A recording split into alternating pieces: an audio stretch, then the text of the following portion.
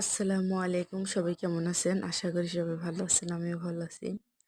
আজকে একটু সবজি খিচুড়ি খেতে ইচ্ছা করলো। সেজন্য একটু সামান্য পরিমাণে সবজি খিচুড়ি বানাইলাম।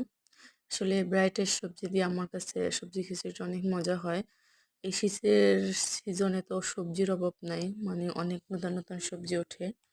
আর সবজি দিয়ে সবজি রান্না করলেও মজা। আর আমার কাছে সবজি খিচুড়িটা অনেক মজার আচার দিয়ে আর ডিম ভাজি দিয়ে।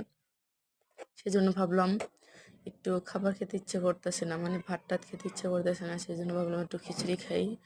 তাহলে মানে জিহ্বার টেস্টটা একটু মানে খেতে ইচ্ছে করবে আর কি, সেজন্য আর কি সবজি রান্না করলাম, সবজি খিচুড়ি। আর এখানে সবজি রান্নাটা শেষ প্রায়।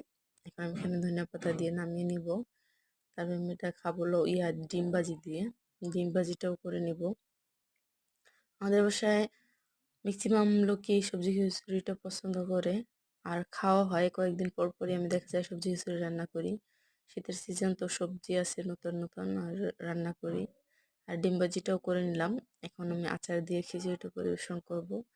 আলহামদুলিল্লাহ, খিচুড়িটা অনেক মজা হয়েছে, ইয়াম্মি। সবার কাছে কেমন লাগছে অবশ্যই লাইক কমেন্ট করে জানিয়ে যাবেন। আর আমার পাশে থাকার জন্য সবাইকে ধন্যবাদ।